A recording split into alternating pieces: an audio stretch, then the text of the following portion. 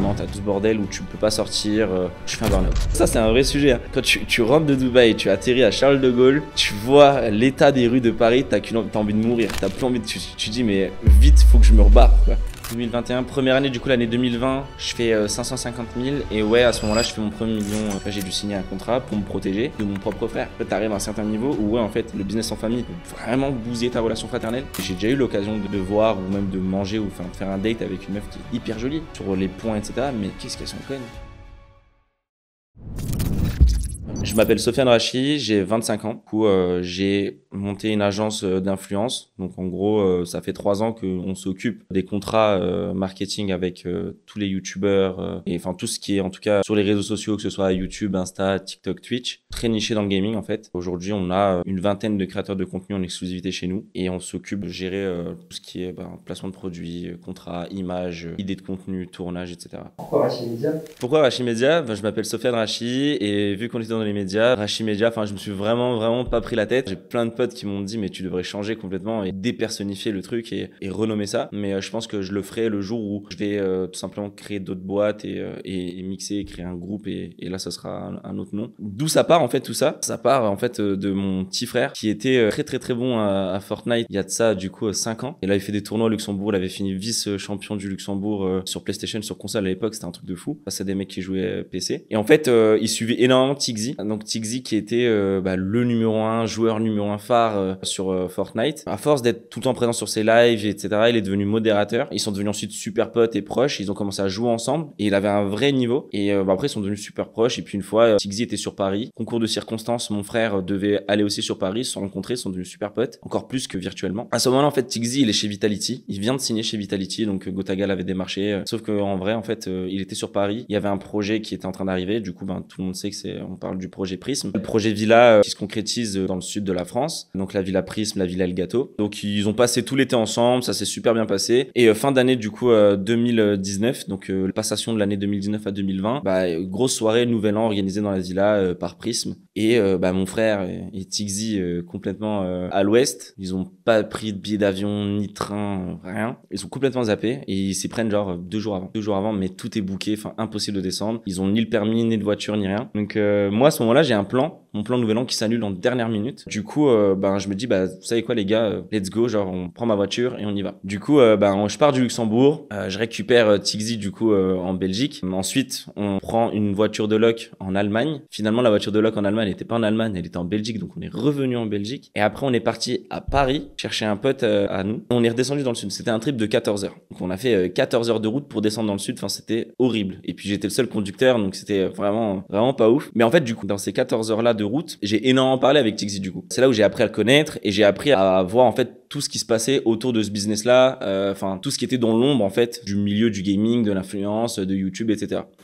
À ce moment-là, c'est le premier influ qui t'a parlé? C'est la première, c'est la première personne entre guillemets connue à qui je m'adresse. Et le mec en fait, il casse toute la rigidité qu'on peut penser sur les mecs connus ou quoi. Hyper sympa, il parle avec toi, il s'intéresse à toi, etc. Donc hyper cool. Et moi à ce moment-là en fait, faut savoir que du coup moi j'étais en école d'ingé, j'étais en bac plus 4, j'étais chargé d'affaires dans le bâtiment. Du coup en fait tout ce qui était négociation, contrat, appel d'offres, prospection, etc. c'est quelque chose que je gérais déjà de base. Et en fait durant ces 14 heures de route là, du coup on parle et du coup je m'intéresse et je lui demande mais comment ça se passe, comment tu gagnes ta vie. Il m'explique en fait le truc, moi je comprenais rien. Le mec il parlait de sommes pour faire des placements de produits de 60 secondes, j'hallucinais. Je me disais moi j'étais encore en école d'ingé en alternance, je prenais 900 € par mois, je devenais fou quand en 60 secondes il me parlait de certaines sommes. Je dis mais attends, comment c'est possible, tu vois. Et ouais, du coup à ce moment-là on parle et il me dit en fait surtout que il y a une problématique, c'est que chaque fois il y a des placements de produits, etc. qui arrivent, mais elles aboutissent jamais. Donc à chaque fois il reçoit les colis, il sait pas ce qui se passe, finalement ils sont jamais payés, ils ont jamais, la vidéo elle sort jamais parce que en fait il ne sait pas. Il comprend pas. Et du coup, je dis écoute, nous on est sur la route, du coup on descend à Marseille, on passe notre soirée, on parle. On est resté 3 jours dans le sud du coup. Et à ce moment-là, sur le retour, pareil. 14 heures de route. Et pendant ces 3 jours-là, en fait, on a vraiment appris à se connaître. Il a vu que j'étais quelqu'un de sympa. En tout cas, je pense, vu que derrière, on a bossé ensemble. Et en fait, à ce moment-là, il m'a dit, écoute, Sof, même si j'ai un contrat en exclusivité avec Prism, je veux que ce soit toi qui gères parce que pour le moment, j'ai rien. Il y a rien qui se passe comme prévu. Donc, c'est quoi, t'inquiète, je vais régler ça. Prism, ils ont laissé faire et ils m'ont dit, en vrai, vas-y, de toute façon, why not? Nous, on s'en fiche parce qu'en vrai de vrai, eux, ils ont un talent qu'ils arrivent pas à contenter. S'ils le contentent pas, il va partir. Donc, autant que quelqu'un d'autre le contente, mais qui reste chez eux, tu vois. Donc, à ce moment-là, moi, je m'en occupe sous un regard, entre guillemets, de prisme à ce moment-là aussi quand même. Donc à ce moment-là, tu étais encore en bac plus 4. Ouais. De base, tu devais descendre juste comme ça. Et tu t'es dit, vas-y, je vais gérer ça. Ouais, c'est ça. En fait, de base, je devais juste descendre dans le sud, passer une soirée Nouvel An. Et à la fin, je pense que ce trajet-là de 14 heures a changé complètement ma vie. Ce que j'ai pas dit, c'est que moi, à l'époque, quand j'avais 12 ans, 13 ans, j'avais déjà une présence sur les réseaux sociaux. Donc, j'avais déjà une expérience sur les réseaux. J'avais créé des pages Facebook. À l'époque, je m'éclatais juste à créer des pages sur Facebook. Et l'objectif, c'était à chaque fois que je faisais un nouveau post, avoir plus de likes que le précédent. Donc, au départ, c'était 10 likes. J'en voulais 15 pour le prochain, 20, etc. J'invitais mes potes à liker mes pages, etc. C'est monté à 10 000, 15 000, 20 000, 100 000 likes sur Facebook. C'était énorme à l'époque. Mais tu faisais ça pour le kiff. En vrai, il y avait rien qui était rémunérateur à ce moment-là. Et je me fais hacker. En fait, j'avais tellement de trucs, de projets, etc. que j'avais mis des personnes, enfin des fans entre guillemets, des commentateurs qui étaient tout le temps là, qui commentaient tout le temps mes posts et tout. J'ai parlé un peu avec eux et j'en ai mis un ou deux admins avec moi. Et il y en a un qui m'a sauté complètement de la page. Erreur de débutant. J'avais 13 ans, je calculais pas trop. J'ai perdu toutes mes pages. À ce moment-là, du coup, je fais la transition Facebook, Twitter. C'est là où Twitter vient à son prime. Et je rebelote. Enfin, je répète le même délire. Je me crée des comptes Twitter et je me fais un kiff. Avoir le plus de retweets, de likes, etc. L'objectif, c'est pareil, c'est juste en fait faire des tweets marrants qui ont un potentiel de péter. Et, en fait, simplement juste avoir des stats en fait à ce moment-là. En fait, à ce moment-là, t'as deux mondes dans l'influence entre guillemets. Les famous, qu'ils appelaient ça les famous sur Twitter avant. C'était, t'avais les comptes à thème, typiquement le saviez-vous, tweet d'amour, tweet d'ado, phrases typiques, enfin tous ces comptes-là. Et t'avais les comptes perso, Alexotime par exemple, qui avait fait ce genre de comptes-là. Et c'est là en fait où on a commencé à avoir les premiers influenceurs entre guillemets. Ils ont commencé à arriver sur les réseaux sociaux. Moi, j'avais fait le choix de partir sur les comptes à thème. Je voulais pas trop, en fait, je m'en fichais moi de devenir quelqu'un. Je voulais juste avoir des thématiques différentes pour pouvoir cibler différents types d'audience. J'avais un compte qui s'appelait Pourquoi pleurer avec des tweets un peu girly, un peu meuf, un peu marrant. Et j'avais beaucoup de femmes qui suivaient, enfin beaucoup de filles en tout cas, vu que on était tous un peu jeunes sur Twitter, qui suivaient ce compte-là. Après, on avait des comptes un peu plus globaux, enfin un peu plus généraux, donc ça c'était comme ça. Et en fait, on s'était tous réunis ensemble. C'était tous réunis ensemble sous un truc qui s'appelait TweetDeck. Et en fait, on se faisait tous retweeter nos tweets et nos tweets ils explosaient. Et à ce moment-là, c'était le prime de Twitter et c'était incroyable. Enfin bref, tout ça pour revenir au fait que j'avais une expérience sur les réseaux sociaux. Je savais gérer une image, entretenir un compte, l'alimenter, faire en sorte de gagner en followers, en audience, etc. Et puis après, il y avait eu le début marketing en fait qui commençait à arriver vers 2016, donc 3 ans plus tard. Les premiers deals, les premiers contrats qui commencent à tomber avec Oasis, des trucs comme ça. Donc c'était assez sympa. Mais c'était rien de bien fou. Sauf que moi, j'arrive au lycée, première S, terminale S. J'ai besoin de me concentrer sur mes études. J'étais un mec hyper studieux qui avait des 15, 16, 17 de moyenne, 20 de moyenne en maths des fois. J'arrive au lycée, grande claque, je chute à 15, je perds 2 points. Première S, terminale S, je suis à 8, 10 de moyenne. Donc horrible. Et il fallait que je me reconcentre. Surtout qu'en fait, je voulais finir ingénieur. Donc il fallait absolument que j'ai des bonnes notes parce que les bulletins pour pouvoir faire Parcoursup et tout. C'était quoi? C'était APB avant? Admission post-bac? Ouais, c'était admission post-bac. Et du coup, je fais OK, je me concentre, je revends tous mes comptes. Donc j'ai vendu tous mes comptes pour 1000 euros, je crois. 1000 balles. Aujourd'hui, tu parles de il y avait plus d'1 500 000 followers en tout sur 5 comptes répartis en 2016. En vrai, je pense aujourd'hui tu le vends jamais. Tu le vends jamais, surtout là en plus avec la rémunération Twitter que Elon Musk vient de mettre. J'ai un pote, il a le compte Instant Foot, la monétisation qu'il a, elle doit être vraiment énorme. Ouais, donc du coup en fait, je vends, je me concentre sur mes études, etc. Je disparais un peu de tout ça et je me mets à fond dans les études et bac plus 4 arrive, bam, mon nouvel an s'annule, je rencontre Tiggzy. OK, Sof, vas-y, tu t'occupes de moi. Je dis écoute, ils prennent combien de pourcents? Prisme prenait tel pourcentage. Enfin, c'était un pourcentage qui était quand même élevé à ce moment-là par rapport à la période, mais en même temps, ils mettaient à disposition une villa dans le sud, etc. qui avait des frais. Il y avait pas mal de choses, c'était hyper en vrai, c'était carré. Et moi, je lui dis écoute, tu sais quoi, vu que moi en plus t'es sous contrat avec eux, etc. et que moi je suis encore étudiant, enfin je m'en fous, je prends 10% de ce que je te négocie, tu vois. Le premier deal qui arrive, c'est Pizza Hut, ensuite MSI, ensuite des contrats avec des applications, des jeux mobiles qu'on propulse numéro 1 téléchargement en France en 24 heures. Je dis waouh, là en fait la puissance. Et c'est là en fait au départ, j'ai compris un truc, c'est qu'à ce moment-là, donc on reçoit des offres de marques. OK, tac, pour combien? Moi, je connais rien à ce milieu-là. Je sais pas chiffrer. Donc, je dis des chiffres au pif. Je dis, ouais, tu demandes combien, toi, d'habitude? Ouais, je demande tant. Donc, je dis, OK, je vais voir à Pizza. Je leur dis, les gars, pour bosser avec Tiggzy, si vous voulez un placement, c'est telle somme. Mais une somme complètement dérisoire par rapport à ce que ça valait vraiment à ce moment-là. Du coup, en fait, forcément que les deals sont acceptés. Donc, du coup, on signe plein de deals. Moi, je commence à gagner un peu d'argent en plus de mes études et tout. Donc, je suis content. Au départ, je prends 100 balles, 200 balles, 300 balles petit à petit. Et en fait, quand on se rend compte que on propulse une application numéro 1 téléchargement, on s'est dit, OK, en fait, il faut vraiment qu'on augmente le prix parce qu'il y a une réelle puissance derrière. Et en fait, on multiplie le prix, on fait x2 du jour au lendemain. Et la marque, elle accepte. En fait, on se dit que depuis le début, on était dans le faux. Et après, on re-augmente encore x2 et la marque accepte encore. En fait, on se dit depuis le début, il y a un gap entre ce qu'on vendait, la réalité du marché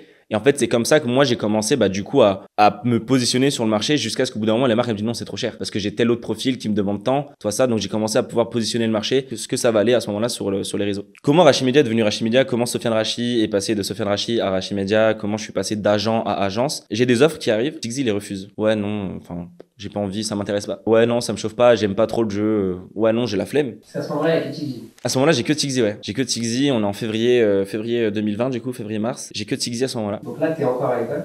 Là, je suis encore à l'école. En fait, je vais continuer longtemps encore d'être à l'école, malgré ce que j'étais en train de construire. J'avais pas forcément idée de ce que ça allait devenir. Je faisais ça pour le kiff, en fait. Je faisais ça surtout pour l'aider aussi. Je lui propose des offres sur la table qu'il refuse. Et là, je me dis, mais attends, la marque, elle est prête à dépenser tant. Moi, je suis censé prendre 10% de cette somme-là. C'est un peu con que le deal se fasse pas. Faut que je trouve une solution. Je me balade sur YouTube et je vois d'autres créateurs Fortnite qui font aussi des vues similaires à Tixi. En fait, à ce moment-là, il n'y a pas d'agence. Personne. Tous ces mecs-là, ils sont balancés un peu comme ça parce qu'ils ont du niveau, ils sont bons, ils jouent à Fortnite. Ils font des vues de fou. Mais il y a personne qui s'occupe réellement d'eux. Donc, en fait, je les démarche. Je leur dis, écoutez, les gars, moi, je bosse avec Tixi. Tixi, il a son prime. C'est le numéro 1 sur YouTube et sur la scène compétitive, etc., sur la scène Fortnite. En tout cas, sur la scène francophone. Enfin, si moi, je bosse avec lui, pourquoi vous ne bosserez pas avec moi? Et en fait, les mecs, ils avaient aucune raison de refuser. Parce que Tixi, il attirait toutes les marques. Il était sous la lumière de tous les projecteurs. Il attirait toutes les marques. Et quand il refusait, moi, je redirigeais ensuite les deals sur les autres. Du coup, à ce moment-là, en fait, ce que je fais, c'est que je crée une sorte de cocon familial. Je signe 10 créateurs de mars à avril, à mai. D'un coup, je signe 10, 15 nouveaux profils. Des youtubeurs Fortnite, exclusivement Fortnite. Parce que c'était ce qui marchait le plus à ce moment-là. Et puis, tout le monde faisait du Fortnite, en fait, à ce moment-là. Donc, je les signe. Ce que je leur propose, en fait, simplement, c'est écoutez, Tixi, il attire les marques. Toi, tu vas attirer une marque. Quand je reçois une marque qui vient pour bosser avec toi, je fais en sorte de négocier le deal pour toi. Une fois que c'est signé, après le contact je l'ai, je vais essayer de le revendre aux autres profils. Et pareil pour les autres en fait. Donc en fait, en rentrant dans l'agence, tu fais partie d'un cocon familial où en gros, au plus vous êtes, au plus vous attirez de marques, au plus vous allez avoir des deals chacun. Et en fait, tout le monde est charmé par l'idée et tout le monde vient en fait. Et du coup, c'est là où je suis passé d'agent à agence en aussi peu de temps. Rachimedia en 2023, c'est quoi? Rachimedia en 2023. Donc au départ, c'est vrai qu'au départ, du coup, je commençais, j'étais tout seul. Ensuite, j'ai pris mon petit frère avec moi, qui m'a épaulé durant 3 ans jusqu'à maintenant. Aujourd'hui, Rachimedia, on est 5, on fait 2 millions par an de chiffre d'affaires. Je pense qu'aujourd'hui, on est quand même dans le top des agences en France, surtout niché dans le gaming, de par les créateurs qu'on gère et surtout de par notre façon de travailler, tu vois. Hyper réactif, disponible 24/24, 7 jours sur 7. Donc, contrairement aux agences un peu classiques où les mecs sont dans leur bureau en train de faire 8h midi, 13h, 17h et à partir de 17h, si toi t'envoies un message ou si t'es créateur t'envoies un message, t'auras pas de réponse avant le lendemain 8h. Ou si t'as pas de chance et que tu poses une question le vendredi soir 17h, t'auras pas de réponse avant lundi 8h du matin. Et encore 8h. La réalité, c'est que dans ce milieu-là, y a personne qui bosse avant 10h du matin. Nous, on se rend dispo 24/24, 7 jours sur 7. Et ça, je pense que ça déclasse pas mal d'agences. Et ça nous permet en fait de nous positionner sur plusieurs marchés à l'international. Vu qu'on est joignable tout le temps, le marché chinois adore bosser avec nous quand ils veulent passer sur le marché français. Et en France, notre réactivité et je pense notre sérieux fait que les agences nous facilitent aussi d'un autre côté le travail aussi, tu vois. Mais là, t'es encore en bac+4. T'en as fait quoi en fait Ouais, c'est vrai. Du coup, en fait, à ce moment-là, en gros, j'ai fait une formation sur 18 mois. Donc, en gros, je suis passé d'un bac+2 directement à un bac+4. Donc, en fait, mai 2020, je suis dans ma première année. Je suis dans mon 10e mois d'année. Il me reste encore 1 an, en fait, après. Donc, à ce moment-là, ouais, je suis en études, je suis en bac+4. Je suis en train de faire mes études. Et, je signe Tixi plus une dizaine de créateurs avec moi. Je monte l'agence Rachimedia. Je prends mon petit frère avec moi parce qu'au bout d'un moment, j'ai les études, j'ai le job étudiant parce que je travaille au Burger King. J'ai, Rachimedia que je suis en train d'essayer de monter, plus les différents contrats qu'on doit gérer et, avec les différents profils, plus le recrutement de nouveaux influenceurs. Ça faisait quand même pas mal de boulot. Donc, mon frère m'épaule sur cette partie-là. Arrivé, en fait, au bout d'1 an d'exercice, on fait 550 000 € de chiffre d'affaires. Il y a une vidéo de moi dans mon téléphone où justement, je me filme et je réagis un peu à tout ça, où je fais un résumé de mon année. Ouais, je suis complètement comme un ouf, comme un gosse. Je me dis, mais c'est dingue en fait la puissance qu'on peut apporter à ces créateurs-là et de leur ramener autant d'argent simplement en étant sérieux. En étant sérieux en fait. T'as juste à répondre aux mails. Faire les choses proprement et être rapide et faciliter le travail et puis on est content et tu te rends compte qu'en fait t'as la capacité de faire gagner énormément d'argent aux gens. Et du coup, indirectement, plus t'en fais gagner, vu que toi, t'es rémunéré à la commission, t'en gagnes aussi tout autant. À ce moment-là, du coup, ouais, je suis en bac+4, je suis en alternance, je fais un burn-out. Donc, je fais un burn-out, on arrive, du coup, fin d'année 2020. Là, t'as le lockdown, t'as le confinement, t'as tout ce bordel où tu peux pas sortir. Et en fait, à ce moment-là, moi, j'ai qu'une envie, c'est de partir en vacances. Et la seule destination où tu peux partir en vacances, à ce moment-là, c'est Dubaï. Je pars en vacances à Dubaï, je pars 10 jours avec ma mère. Je la prends avec moi. Je tombe amoureux du pays. La chaleur, les gens, le respect, la sécurité. prospérité, le luxe. Enfin, tout est impressionnant en fait là-bas, tu vois. Et je regarde ma mère, en fait, on était parti pour 10 jours, le 9e jour. Je regarde ma mère, je dis écoute maman, je pense que je vais déménager ici. Et là à ce moment-là, ma mère elle me dit mais t'es complètement taré, faut que tu finisses tes études, moi je suis pas d'accord, investis dans la pierre d'abord, reste un peu chez nous, etc. Et je l'écoute, je dis ok, bon, j'en discute un peu avec elle, etc. Et cette idée me reste dans ma tête. Du coup, bref, je rentre en France. Déjà, quand tu rentres en France et que t'atterris à Charles de Gaulle à Paris, t'es dégoûté. Quand tu rentres de ça c'est un vrai sujet. Hein. Quand tu rentres de Dubaï, quand tu rentres de Dubaï, tu atterris à Charles de Gaulle, tu vois l'état des rues de Paris, t'as envie de mourir, t'as plus envie de, tu dis mais vite, faut que je me rebarre, quoi. Et ça c'est horrible parce que quand tu te rends compte que à Dubaï ils sont 4 à laver le sol, frotter, etc. Bah après c'est normal, la main d'œuvre elle est pas chère. La propreté de ce pays est tellement incroyable que le jour où t'en reviens en France, t'es tellement dégoûté. Donc en fait, je reviens en France. Donc déjà je suis dégoûté de partir de Dubaï, j'ai qu'une envie c'est de déménager là-bas. Je reviens, la France elle te remet une claque direct. Et je fais 6 mois. Donc je continue mon train de vie quotidien. Donc je fais tourner mon agence, je fais mes études, je gère mes différents projets scolaires plus le Burger King les week-ends. Et au bout d'un moment, bah, mon agence aussi forcément, bah, elle tourne, elle grandit, on est en croissance, on fait des chiffres. Et au bout d'un moment, je commence à gagner un peu plus d'argent que ce que me générait mon job étudiant. Donc je démissionne de mon job étudiant les week-ends pour me dégager beaucoup plus de temps pour moi, pour la boîte, pour pouvoir aussi retourner un peu faire du sport, aller à la salle et tout, parce que c'est vrai que ça faisait un moment que du coup j'avais plus de temps pour moi parce que je faisais que ce soit l'école ou le boulot, c'était 8h midi, pareil 13h 17h. Je rentrais, j'allais à la salle 1h et encore des fois j'étais tellement bousillé que je rentrais directement chez moi, bosser directement sur Rachimedia. Je créais le site, je démarchais, c'était le feu à ce moment-là, c'était le rush de partout. Et à la fin t'avais plus trop de temps pour soi, donc le fait de s'être dégagé le Burger King, le job étudiant les week-ends, ça m'a fait du bien, ça m'a permis de gagner beaucoup plus de temps pour moi, pour Rachimedia, pour se concentrer sur la boîte en elle-même. Et à ce moment-là, du coup, mes chiffres, forcément grimpent, il y a une croissance en tout cas. Forcément, tu travailles plus de temps sur ton projet Tolorant. J'arrive du coup 6 mois après, on est en juin. Je commence à gagner plus que mon propre patron. En l'espace de 6 mois, entre le moment où je dis il faut que je déménage à Dubaï et 6 mois, je gagne plus que mon propre patron qui est DG d'un groupe en Lorraine avec plus de 300 employés. Donc tu te poses la question, tu te dis mais en fait qu'est-ce que je fous là, quoi. Je me dis ok, je vais me barrer. Et en plus de ça, tu vois, t'es un alternant en fait. Un alternant, on te respecte pas tant que ça quand dans un gros groupe. On s'en fout de toi. Typiquement, je faisais des 50 heures, 55 heures semaine en alternance alors que t'as pas le droit. Et je l'ai pointé, ce qui était logique. Mais on me disait non mais t'es alternant, 35 heures, t'es là pour apprendre et tais-toi, quoi. Moi j'étais pas trop d'accord avec ça, donc bon, j'ai tenu 1 mois, 2 mois, puis je me suis barré, j'ai dit ok, je démissionne. J'ai prévenu mon école, je leur ai dit que de toute façon il restait 3 semaines, 4 semaines juste pour faire le diplôme. Je vais plus en alternance, j'abandonne. Par contre je finalise mon diplôme et voilà, quoi. Parce qu'à ce moment-là du coup je repars à Dubaï parce que j'ai vu que j'ai démissionné, j'avais 2 semaines où j'étais censé être en entreprise, je pars à Dubaï. J'ai un ami à moi qui m'appelle et qui me dit Sof, je vais à Dubaï avec mes associés, on est en train de se renseigner sur créer des boîtes et tout là-bas, viens. Et moi je suis en face de mon patron, je le regarde et je lui dis ok, je démissionne. Et je prends mon billet d'avion, j'appelle un pote à moi, je dis viens, on y va, on se renseigne sur comment créer une boîte, c'est quoi les prix, le temps d'adaptation, etc. Je me dis ok. Et la meuf du coup elle me dit le mieux c'est de faire les papiers tout là cet été, parce que tout le monde n'est pas là à Dubaï l'été, personne n'est à Dubaï l'été. Donc le mieux c'est de faire ça l'été, comme ça c'est fait et quand t'arrives en septembre tout est prêt. Et du coup sauf que j'avais pas encore le recul etc nécessaire, je voulais pas partir tout de suite. Je rentre chez moi, j'ai toutes les infos et j'en parle à mes parents. Pas du tout content forcément. Je le fais quand même. Je dis écoutez je pars et puis 3 mois après je suis parti. J'avais appelé un pote à moi que j'ai chauffé, qui était aussi en alternance dans une autre entreprise. Je lui ai dit écoute j'aimerais bien que tu me suives. Il m'a fait confiance à 2000%. En fait j'en ai parlé comme ça, j'étais rentré justement, je rentre de Dubaï, première chose que je fais, je vais à Strasbourg le voir, je passe le week-end chez lui et on parle. Je lui dis écoute je crois que je vais me barrer à Dubaï etc. Ça te chaufferait pas de venir, mais je lui glisse l'idée comme ça tu vois. Et le mec il dit ouais non, t'es complètement taré, moi je termine mes études, je reste ici, j'ai ma famille et tout. Et il revient le soir après son taf à 17h. Moi je suis en train de bosser sur ma boîte. Il revient et il me dit je fais que de regarder la santé, la sécurité sociale. Le mec a tout regardé, il avait même été encore plus loin que moi sur les infos pour pouvoir déménager à Dubaï. Il m'a dit on le fait. Il m'a dit ça, vas-y je te suis, on le fait. Donc du coup on discute des différentes conditions de travail etc. Dans quelle manière, dans quel cadre est-ce qu'il vient. On part à Dubaï 2 mois après. Il a fini son alternance, c'est pour ça qu'on a attendu 3 mois. Il a terminé son alternance, il devait partir en M2. Il a pas été jusqu'au M2. Il s'est arrêté à son master 1 et il m'a dit vas-y on se casse. Et on s'est cassé et aujourd'hui ce mec il se reconnaîtra. Je le remercie d'avoir été là pour moi pendant ces moments-là parce que c'est vrai que c'était pas évident. Quand tu pars comme ça l'étranger, ça a vraiment été l'épaule sur laquelle j'ai pu me reposer, que ce soit financièrement ou même mentalement, parce que c'est pas forcément évident. Tu vois, pour créer une boîte, etc. là-bas à Dubaï, ça coûte quand même relativement cher. Au final, le mec m'a quand même avancé certaines sommes, bon, qui ont été remboursées sous une semaine parce que moi j'avais pas les plafonds, enfin ça bloquait, etc. Et le mec il m'a quand même avancé des 10 000 euros comme ça. Qui fait ça, tu vois? C'était quelque chose de dingue pour moi à ce moment-là. Et voilà. Donc en fait c'est comme ça que j'ai créé la boîte et que je suis parti à Dubaï. Donc le diplôme. Le diplôme, la vérité c'est qu'aujourd'hui je suis que bac+2 finalement.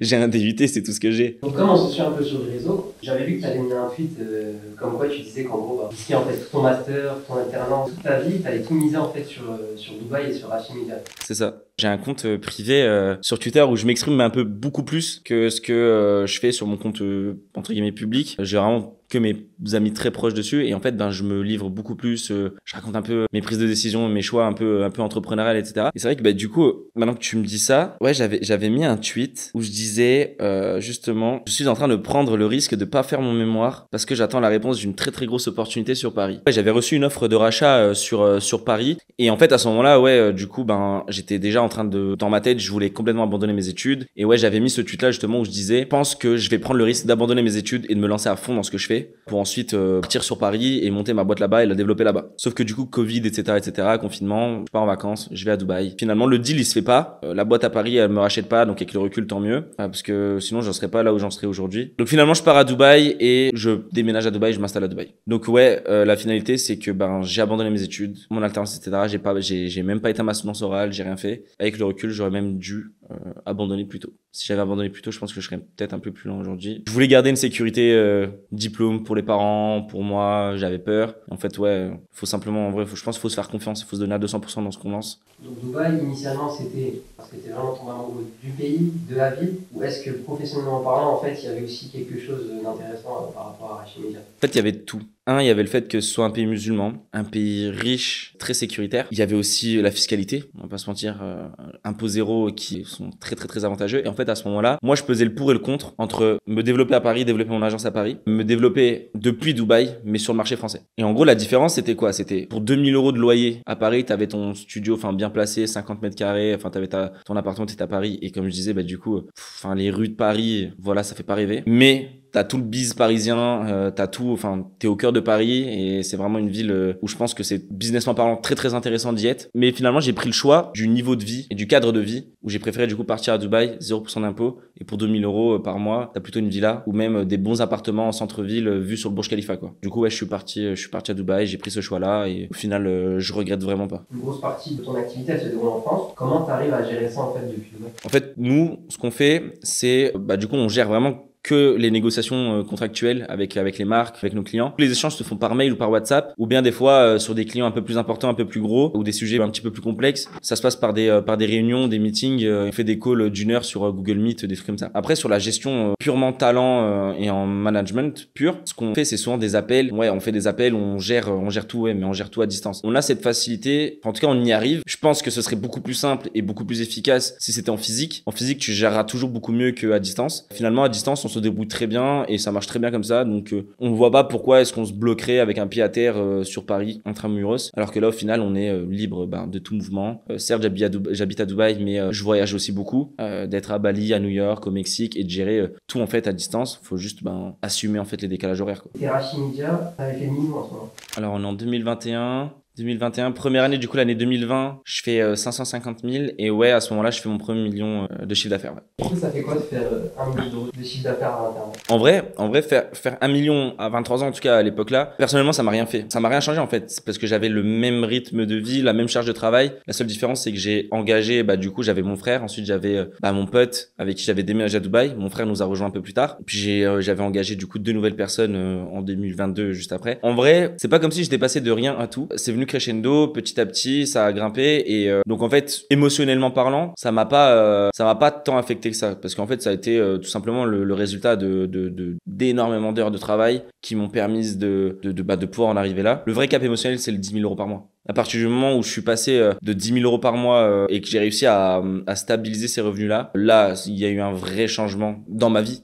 En vrai, pas tant émotionnel que ça, mais c'est surtout en fait, ouais, t'es content parce que finalement t'es un +10. entre guillemets, mais ça te permet surtout en fait de pouvoir réfléchir tellement autrement et de pouvoir te permettre de faire ce que tu veux. À 10 000 euros par mois, tu peux vraiment faire ce que tu veux, tu es libre de tous tes mouvements, tu peux partir sur un coup de tête, faire ce que tu veux, tu es assez libre, mais pas assez, tu gagnes pas assez pour vraiment faire ce que tu veux. Dans le sens où si tu veux investir, etc., tu es un peu light. Surtout en vivant à Dubaï, en vrai de vrai, ton lifestyle, il te coûte quand même 5K pour avoir un lifestyle assez correct, minimal entre guillemets à Dubaï et assez normal. 10K par mois avec 5K de dépenses mensuelles, il te reste 5K de côté. En vrai de vrai, les 5K, il suffit que tu fasses un voyage ou deux à droite à gauche, voilà, tu les as mis de côté, mais ils partent assez rapidement. Donc ouais, les 10K par mois, ils te permettent réellement d'avoir une grosse diff de niveau de vie. Aussi, je pense que forcément, ça te rend un petit peu plus heureux à un certain level. Hein. Au-delà de ça, après ça, tout ce que tu vas gagner au-dessus, en plus, ça va être purement de l'investissement, ça va te permettre d'ouvrir d'autres portes, rentrer dans le monde de la montre et en fait d'entrer dans un autre cercle qui va te permettre en fait d'aller investir et de réfléchir vraiment différemment. Quand tu parles de changement, tu parles de ta personne, ton environnement. En fait, jusqu'à là, je gagnais en dessous de 10 000 euros par mois, mais je gagnais quand même assez confortablement. Enfin, c'était 5 000, un coup 7 000, un coup ça revenait à 6 000. Enfin, c'était un peu en dents de scie. Ça a toujours été crescendo. Et du coup, je mettais des sous de côté. Enfin, je dépensais, je m'achetais des sables de luxe. Enfin, voilà, je faisais un peu ce que je voulais. Le fait de passer le cap des 10 000, déjà, c'est symbolique. Mais ça m'a surtout, en fait, moi, je me suis dit, OK, si je stabilise ces 10 000 euros par mois, faut que je travaille dur pour stabiliser 10 000 euros par mois minimum. En fait, je peux me permettre de partir à Dubaï. Donc, je me suis dit, bon, faut que je stabilise 10 000 euros par mois pendant 3 mois. Je pars à Dubaï. Donc, ouais, ces 10 000 euros par mois, ils ont changé. Ils m'ont permis de changer de pays, déjà, premièrement. Ils m'ont permis,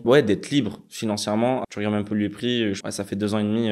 Je regarde même pas Apple Pay. Je regarde même pas. Est-ce qu'après, on sent en fait que c'est pas la même chose dans tes relations avec les gens? L'argent change. C'est évident, je l'ai vécu moi-même. À force d'être habitué à un certain lifestyle, un certain niveau de vie, t'arrives plus à redescendre en dessous, tu vois. Mais c'est tellement un confort, tu peux te le permettre, pourquoi tu t'en priverais? Ça te change indirectement parce que ça te débloque tellement de choses comparé à avant où tu pensais en fait que c'était inimaginable. Quand tu vois qu'en fait tout est possible, forcément ça te change, tu vois. Concernant l'entourage, il va changer de 2 manières différentes. Là, tu vas avoir ton nouveau cercle d'amis. À partir du moment où tu gagnes 10 000 euros par mois et que tu rentres dans un nouveau cercle, tu vas parler avec des gens qui vont plus te correspondre, qui vont plus te ressembler, qui vont aussi faire peut-être 10 000, 20 000, 30 000, 50 000 euros par mois aussi. Alors que tes vrais potes à toi, tu vas parler business un peu, tu vas sentir que tu vas les saouler. Qui sont complètement dans un autre délire. Ils bossent au Luxembourg, enfin, ça leur suffit. Ils s'en fichent, tu vois. Genre, tu peux parler avec eux tranquillement sans que ça pose réellement de problème. D'un autre côté, ça te permet de faire un tri. Pourquoi? Parce qu'à partir du moment où tu gagnes 10 000 euros par mois, c'est que tu as bossé dur pour les avoir. Tu te focuses sur toi et sur tes projets. Si t'en es arrivé à là, c'est que t'as dû faire des sacrifices. Tu vas avoir 2 types de potes. Tu vas avoir les potes qui vont comprendre, qui vont dire ok, c'est normal, et t'as d'autres qui vont dire ouais, t'as géchant. Ces mecs-là, de toute façon, faut les nexer dès le départ parce que de toute façon, ils ont jamais été là pour ton bien. S'ils te sortent cette phrase-là, c'est que ils ont un intérêt, peu importe lequel, mais ils en ont un à te parler ou à te côtoyer ou à faire semblant d'être ton pote. Le regard des gens ou même les meufs en fait en général, tu vois. D'un coup, tu passes du mec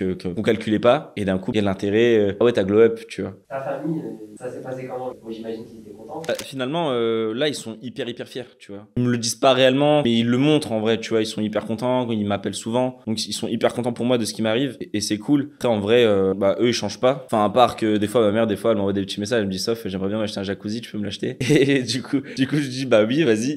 Ton petit frère, il travaille toujours avec toi? La question, elle tombe à pic. Non, on a arrêté de travailler ensemble, justement, là, récemment. C'est une très bonne question. Ça faisait 3 ans qu'on bossait ensemble. En vrai, c'est là que tu te rends compte qu'en fait, le business en famille, c'est hyper compliqué, tu vois. Genre, moi, avec mon frère, on avait une relation où on était hyper proches pendant notre adolescence. Et après, comme moi, je suis parti en fait en études sup et que j'étais pendant 5 ans tout seul, qu'ensuite j'ai créé ma boîte et qu'on a commencé à bosser ensemble. Il y a eu un gap qui s'est créé entre nous. Moi, j'ai été le frère très studieux, très scolaire, etc. Mon petit frère, il a été très travailleur dès le départ. Il a pas fait d'études sup. Donc quand moi j'ai commencé à le prendre avec moi, il y avait forcément ce gap, on va dire scolaire et éducationnel du système scolaire classique sur la réflexion, sur gérer des fichiers Excel, informatique, etc. où il pouvait pas gérer. Mais par contre, dans l'exécution, il était là, quoi. Sauf qu'après, au bout d'un moment, quand tu commences à prendre un peu de l'ampleur et que tu as besoin, en fait, tout simplement d'ordonner un peu ton business et de structurer un petit peu plus, en fait, à un moment, j'ai voulu, tout simplement prendre mon frère en bras droit et le mettre en pilier, en fait, de la société, mettre des gens en dessous de lui. Comme je disais, du coup, c'est un très bon exécutif. C'est pas un très bon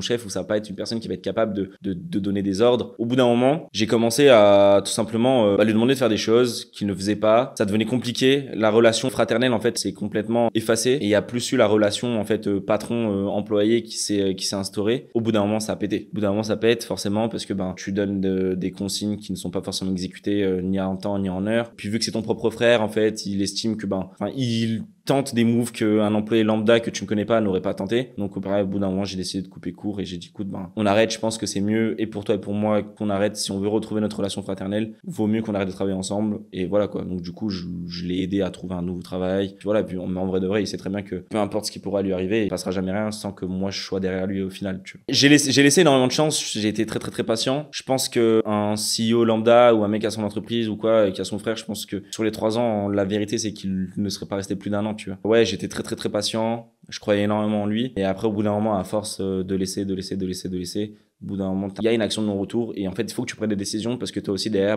t'as des employés, t'as des mecs qui bossent pour toi, qui se tuent pour toi et en fait, tu peux pas laisser gangréner quelque chose dans ta boîte qui va aller pourrir en fait le reste. Donc t'es un peu obligé de pécro directement parce que sinon après c'est un peu injuste par rapport aux autres. Pourquoi lui tu lui laisserais plus de lest et pas les autres, tu vois. Ça peut aller très loin. En fait, si tu veux là, quand j'ai demandé, je lui dis vas-y, on va arrêter de travailler ensemble. Il était pas d'accord, mais je lui dis mais si. Il m'a dit non. Je lui dis mais c'est ma boîte, donc on arrête de bosser ensemble. Il m'a dit écoute, si on arrête de bosser ensemble, je pars avec tout le monde. En mode, du coup, en fait, gros coup de trahison, entre guillemets, tu vois. Il voulait carrément repartir avec mes clients, repartir avec mes influenceurs qui étaient signés chez moi. J'ai dû appeler un avocat, faire un contrat mais carré en béton, où il a été obligé de le signer. C'est un contrat de fou, en vrai. Tu vois, j'ai dû signer un contrat pour me protéger de mon propre frère. En fait, t'arrives à un certain niveau où, ouais, en fait, le business en famille peut vraiment bousiller ta relation fraternelle. Ça peut créer de la jalousie, alors que, on est frères, donc, c'est bizarre. Et ouais, des fois, t'avais des réflexions en mode où, mon propre frère me disait que l'argent me changeait, que ça avait ci, que ça faisait ça, mais en fait, c'est juste qu'au bout d'un moment, il a pas eu cette éducation financière qui lui permettait de comprendre qu'au bout d'un moment, quand tu gères une boîte et que tu attends certains retours de ta propre boîte et que tu as envie de l'amener à un certain level, tu as un taux d'attente qui est forcément de plus en plus élevé. Et ça, c'est quelque chose que lui ne comprenait pas. Et du coup, en fait, il disait que je changeais, pensait que c'était l'argent, alors que non, c'est simplement des objectifs, faut simplement les atteindre. Et au bout d'un moment, voilà quoi. On arrive à un point où tu es obligé de faire un contrat avec des clauses de confidentialité, des clauses de non-compétitivité, des interdictions où tu peux avoir jusqu'à 5 ans d'emprisonnement et 50 000 € d'amende si jamais tu ouvres un peu trop ta bouche, quoi. Et j'ai dû faire ça contre mon propre frère pour me protéger moi-même. Et ça, c'est une dingue. Gagner de l'argent, avoir sa propre boîte, ça peut t'amener à ça, tu vois. Les gens, ils le voient pas forcément directement, parce qu'ils s'en doutent pas. Ça reste énormément dans l'ombre, ça reste vraiment en interne. Forcément, t'en parles pas, mais ça peut te pousser à arriver à des situations comme ça, tu vois. Tu te dis, ouais, les gens changent, etc. Mais même ta propre famille peut te mettre des coups de couteau dans le dos, tu vois. Et en fait, la phrase, elle est folle, mais elle est véridique. Faut jamais faire de business entre famille et entre potes. C'est exactement ce que j'ai fait. J'ai pris mon frère en premier, et après, j'ai pris mon meilleur pote, mes meilleurs potes avec moi. Est-ce que ton rapport en fait avec l'argent, ça a changé après ça? Le rapport à l'argent ne change pas et en vrai de vrai, il n'a jamais réellement changé. Ça te change ton lifestyle, ça te permet de faire des choses que tu n'as pas, d'accéder à certaines choses que tu n'as pas si tu n'as pas d'argent. Mais moi, personnellement, ça m'a jamais réellement changé parce qu'en fait, je suis la vérité, je pense que je réalise pas assez ce que je suis en train de faire et ce qui se passe et je pense le niveau de ce qui m'arrive, que je reste très terre à terre. Je prends énormément de recul, ça me permet de garder les pieds sur terre. En vrai, tant mieux. Donc ça, c'est ultra bénéf et je suis grave content de ça parce que le nombre de personnes qui sont venues me voir et qui me disent mais Soph, en vrai, est-ce que tu te rends compte de ce que t'as fait? Parce qu'en vrai, c'est incroyable. Des fois, je parle avec des mecs, mais genre pour moi, je banalise tellement le fait, comme je le dis, je le répète, le fait d'avoir monté et gravé les échelons crescendo, mais très doucement, mais d'avoir mis je pense, les bons paliers au bon moment, de les avoir passés rapidement, m'a permis de garder les pieds sur terre. Avant tout ça, est-ce qu'il y a eu des anecdotes ou des choses en fait qui t'ont vraiment mis des claques? Ouais, quand j'étais étudiant à Nancy, que j'avais mon premier appartement et que aller ouvrir ton compteur d'électricité, tous les trucs comme ça, tu vois, les trucs un peu relous, avoir des garants, etc. C'était galère, tu vois. Ouais, je pense que la plus grosse claque que j'ai pris à ce moment-là, c'est la régulation d'électricité quand tu arrives vers mars-avril et que tu vois que en fait ton abonnement à 50 € par mois d'électricité, il est passé à 200 balles en janvier-février parce que tu avais froid dans ton appart étudiant avec le radiateur électrique et les fenêtres un peu mal isolées. Ouais, ça fait mal, tu vois. Ça fait mal parce que t'es pas forcément prêt à ça, puis tu gagnes pas énormément d'argent. À ce moment-là, si je finissais le compte avec 2,50 € sur le compte, j'étais refait parce que j'étais en positif. En fait, je voulais simplement finir à zéro et du coup, petit à petit, j'arrivais à être un peu plus, genre j'étais content, c'est que j'avais un peu mieux géré. En fait, cette période-là d'études, quand t'es un peu livré à toi-même et que t'es tout seul dans ton appartement et qu'en fait tu dois te débrouiller tout seul, te faire tes armes, gérer ton argent, gérer tes sorties, tout ça. En fait, je pense c'est une période de ma vie qui m'a permis de me consolider et qui a permis de consolider énormément de choses et surtout en fait de me responsabiliser. Et je pense que c'est cette période-là qui fait qu'aujourd'hui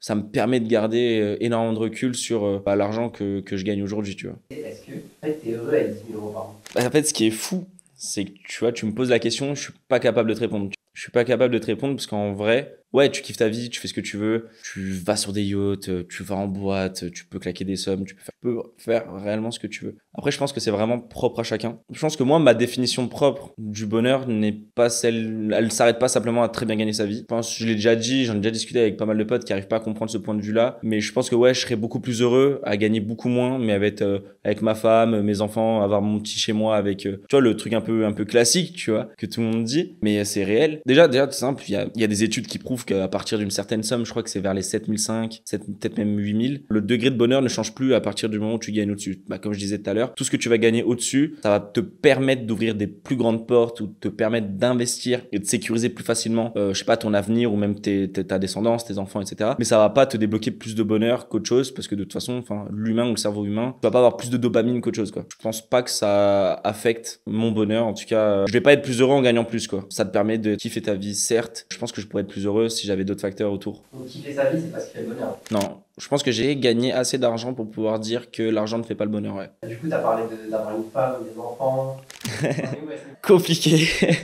Compliqué. Non, une femme, une copine, enfin, j'en ai pas. Et en fait, le truc, c'est que je me suis posé qu'une seule fois dans ma vie. C'était pile au moment où j'étais en pleine étude. Et en gros, j'ai du mal en fait avec ce concept d'être en couple, même si c'est un truc que je kifferais avoir, tu vois. Mais j'ai grave du mal en fait de devoir rendre des comptes à qui que ce soit. En tout cas, à l'époque, j'avais beaucoup trop de mal avec ça.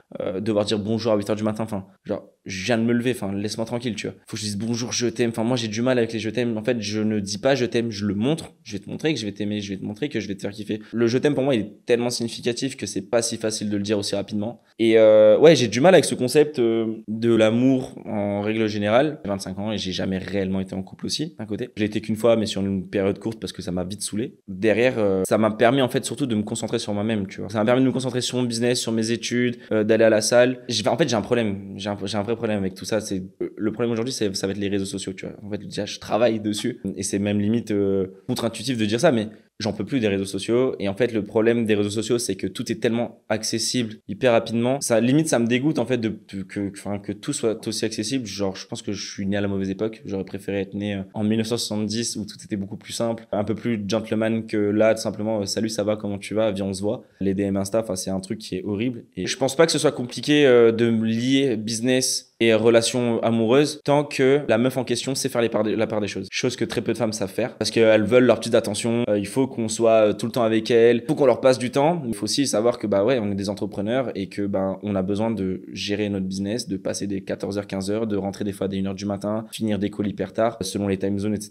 Faut trouver la bonne en fait qui correspond à ton niveau de vie, ton lifestyle et ta charge de travail aussi, tu vois. Et il faut que tout se concorde bien. Moi, j'ai un problème, c'est que déjà au niveau des meufs, je suis hyper compliqué. J'ai beaucoup trop de critères sur lesquels je suis intransigeant. Ouais, c'est horrible. Genre là, si tu peux m'en citer 3, Bah, déjà, je pense que 50%, ça va être le physique, déjà, premièrement. Mais je veux pas d'une meuf, hein. Tu vois, j'habite à Dubaï, des meufs hyper chargées et tout. Enfin, ça me dégoûte. Genre, vraiment, je préfère limite une meuf simple. En fait, il faut que la meuf, déjà, soit présentable à mes parents, tu vois. Ça, c'est hyper important. Qui a des très belles formes, enfin, même trop. C'est pas pour moi. Je préfère une meuf plus classe, élégante, charmante, à son, tu sais, tout dans la sobriété, en fait. Il faut absolument pas qu'elle soit vulgaire. Après, tu vois, parmi les autres critères, il va y avoir la manière dont elle s'adresse aux gens, la manière dont elle parle, elle s'exprime à toi et aux autres, enfin son comportement en fait, en règle générale, faut qu'elle soit intelligente aussi. Parce qu'en vrai, j'ai déjà eu l'occasion de voir ou même de manger ou de faire un date avec une meuf qui est hyper jolie sur les points, etc. Mais qu'est-ce qu'elles sont connes, tu vois. Et à partir du moment où la meuf elle est conne, enfin c'est pas possible, tu vois. C'est même pas que ça tourne en rond, c'est juste que la meuf elle percute pas, tu vois. En fait, si j'ai pas quelqu'un qui percute en face de moi, c'est pas possible. En tout cas, moi selon mes critères, la meuf, en vrai de vrai, faut qu'elle soit simple, tu vois. Alors il y a la partie physique où faut qu'elle soit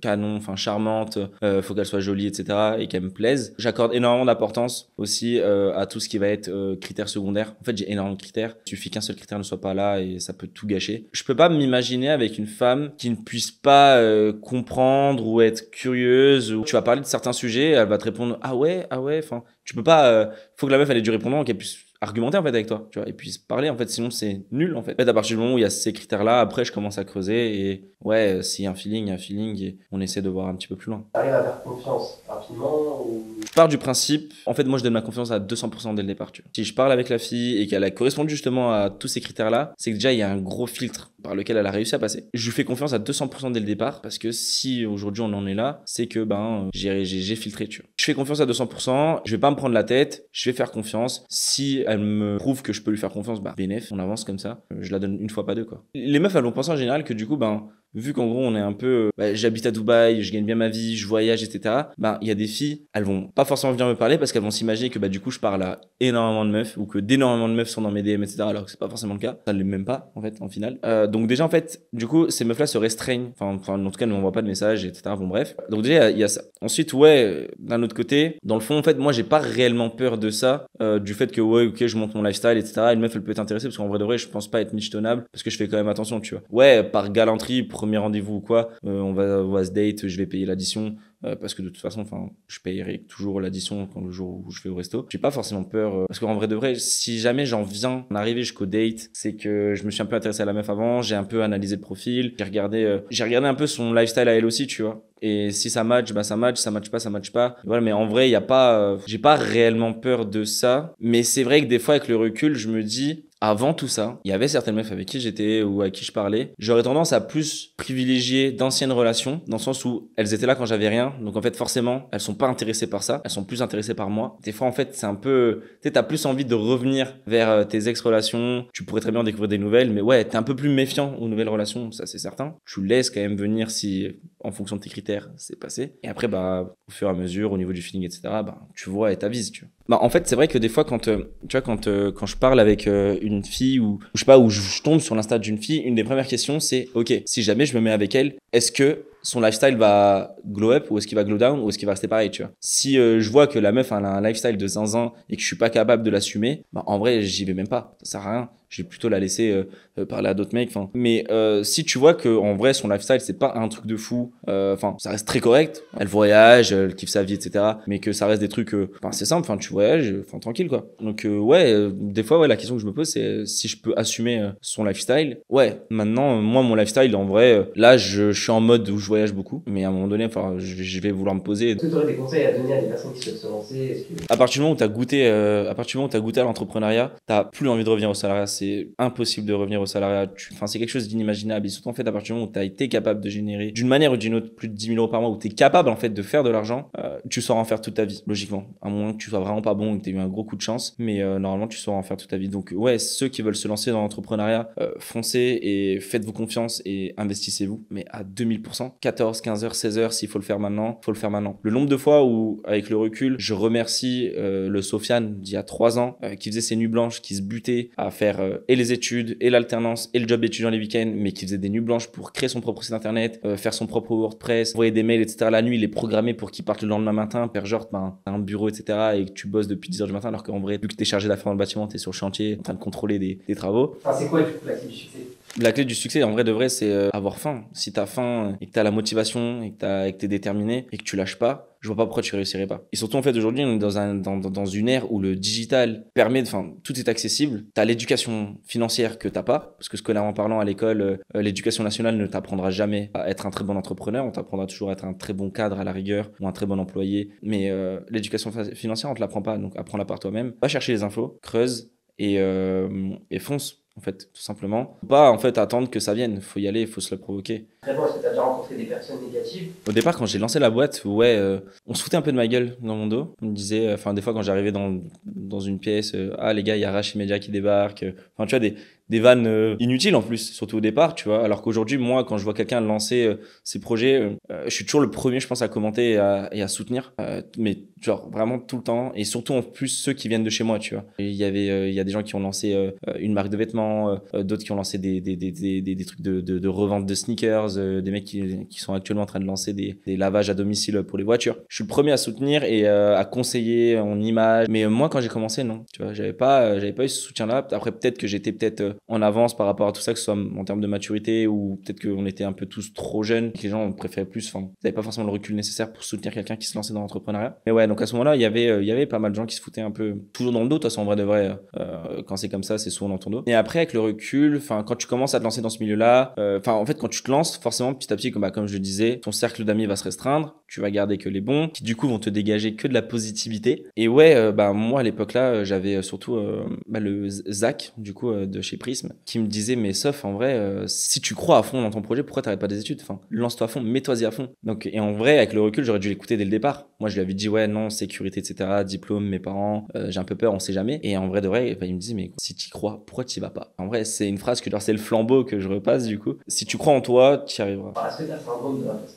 Toujours, ouais. J'ai pas l'impression de mériter ce que j'ai l'impression d'être beaucoup chanceux, mais c'est quand tu parles en fait avec ton entourage ou des fois j'oublie en fait les dures heures que j'ai pu passer et des fois c'est mes potes ils me disent mais gros rappelle-toi regarde, puis on me remonte des anciens screens, des conversations qu'on avait ensemble, ouais je vais faire ça et tout ce que je disais je l'ai fait en fait ouais c'est je me suis simplement donné les moyens d'aller chercher ce que je voulais chercher à cette époque-là, qui m'a permis ensuite d'aller débloquer d'autres objectifs à la fin, et ainsi de suite. Mais en fait, quand t'es dedans, tu t'en rends pas forcément compte. Ouais, c'est le syndrome de l'imposteur dans le sens où, en fait, t'as pas l'impression de mériter ce que t'as. Alors qu'en fait, si. Mais je pense que c'est le regard extérieur qui te permet de te rendre compte. Et aujourd'hui, je commence à être un peu en mode 50-50, genre. Mais en fait, le truc, je pense que le syndrome de l'imposteur, il est un peu biaisé dans le sens où t'as pas forcément envie de dire aux gens que tu mérites ce que t'as parce que t'as travaillé dur pour l'avoir, parce qu'en fait, en vrai, c'est la mentalité française. La mentalité française, en vrai, elle va être jalouse. On va plus avoir le seum de toi qu'autre chose. On va pas réellement, tu vois, on va dire, ah ouais, tu te la pètes. Tu vois, si demain, en fait, tu te rends compte et que tu dis, ouais, bah oui, ouais, j'ai réussi ma vie. On va te dire, bah, gros, tu te la pètes, pourquoi tu te la pètes? Enfin, redescends sur terre. En fait, c'est un peu la mentalité là. Mais d'un côté, ouais, tu vois, par exemple, des fois, les gens me disent, ouais, mais t'as réussi ta vie, enfin, c'est bon, enfin, toi, c'est tout tracé. En vrai de vrai, je pense pas avoir réussi ma vie. En tout cas, pas encore, ou encore pas assez, dans le sens où je travaille pour avoir ce que j'ai. J'ai formé des gens qui travaillent, etc. Donc, en vrai, on est une équipe qui bosse super bien et on bosse pour avoir ce qu'on a. Si j'ai jamais lâché cette hargne que j'ai eue depuis le début. Après, forcément, du coup, au bout d'un moment, tu travailles plus réellement toi, mais tu délègues énormément. Et ça, c'est quelque chose qu'il faut absolument apprendre le plus rapidement possible. Mais ouais, moi, je considérerais que j'ai réussi ma vie à partir du moment où je gagne les 10 000 euros par mois, les fameux, sans travailler, tu vois. Et ça passe par du passif, de l'investissement immo, des trucs comme ça. Et... Toi, c'est quoi la meilleure manière, en fait, d'être productif, en fait? La meilleure manière d'être productif, je pense, c'est en fait, à partir du moment où tu bosses pour toi-même, tu t'auto-infliges certaines responsabilités. Tu vas être obligé, en fait. Tu vas pas avoir le choix. Si t'es pas productif, en fait, tu perds ton temps. Tu vas perdre de l'argent et forcément, le temps, l'argent, c'est lié, extrêmement lié même. Et j'ai mis du temps avant de trouver mon rythme, en vrai, parce que du coup, j'ai commencé en auto-entreprise en France. Après, quand je suis parti à Dubaï et que j'ai déménagé, j'ai mis 1 an avant de trouver le rythme de travail Dubaïote. Parce que vu que là-bas, t'as 2 heures de plus par rapport à la France et des fois 3, du solstice d'hiver et du solstice d'été, tu gères pas ton agenda de la journée,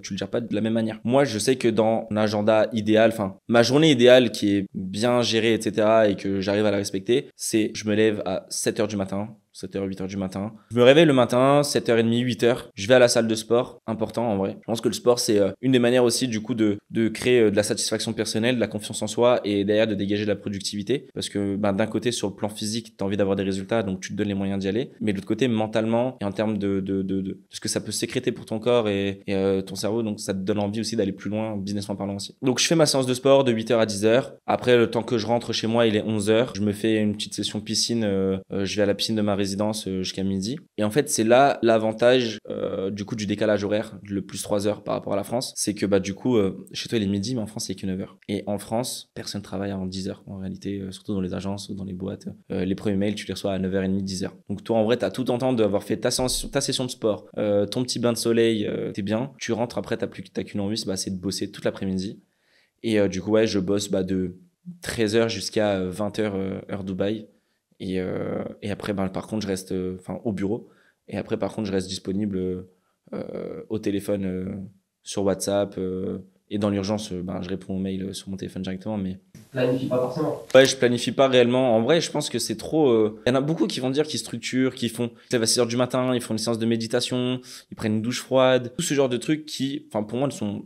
Je suis convaincu des bienfaits que ça peut générer, mais je suis pas sûr que ce soit réellement nécessaire. En tout cas, pour moi, ça ne l'est pas. Je pense que c'est vraiment propre à chacun, en vrai de vrai. C'était déjà arrivé un jour de te dire, bon allez, vas-y, j'arrête tout? Ça m'est déjà arrivé, on en parlait en plus avec un pote à moi, où on parlait de faire un exit, donc simplement vendre ta boîte à quelqu'un qui souhaiterait la racheter, faire une valorisation, un EBITDA et vendre ta boîte et prendre tes sous et investir, partir, kiffer ta vie. De l'autre côté, je me dis, je suis encore trop jeune pour ça. Je suis encore trop jeune, je fais quoi après? J'ai 25 ans. tu fais quoi après? Tu te fais chier toute ta vie? T'as accompli tous tes objectifs à 25 ans? Enfin, des fois, j'essaie de me restreindre un peu exprès parce que sinon, en fait, la vie devient ennuyante si t'as tout qui t'arrive directement, tu vois. T'as des coups de mou comme ça et après, tu parles avec tes potes qui sont dans ton cercle entrepreneurial sur Dubaï et ouais, tu prends du recul. Tu te dis, ouais, non, pas maintenant. Autant la faire grossir, passer encore 4-5 ans, peut-être développer d'autres boîtes. Mais en vrai, je me vois pas arrêter.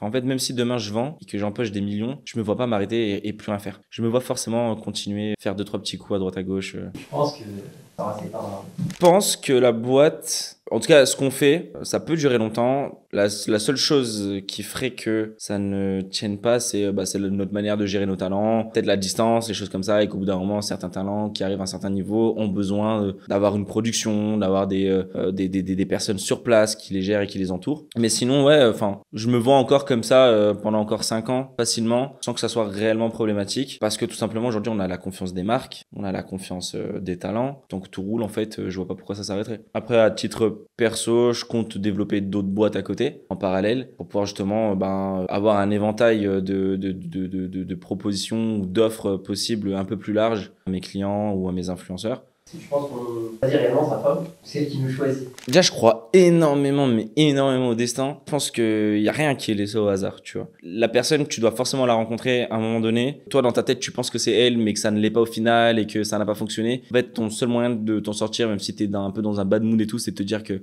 elle est arrivée à ce moment-là, c'est pas pour rien. Peut-être pour te faire gagner plus de recul qu'autre chose, pour que ta prochaine rencontre, tu sois un petit peu moins flexible sur certaines choses. Pour moi, ouais, toute rencontre arrive à un certain moment, c'est pas pour rien. Et la finalité, ouais, c'est est-ce que tu choisis ta femme? Je pense que oui. Est-ce que ta femme te choisit? Je pense que ouais. Il faut que ça arrive au bon moment. Et ce qui peut être malheureux, c'est que tu peux avoir l'impression, ou ça se trouve c'est le cas, tu peux rencontrer la bonne personne, mais pas au bon moment. Et ça, après, c'est à toi de voir.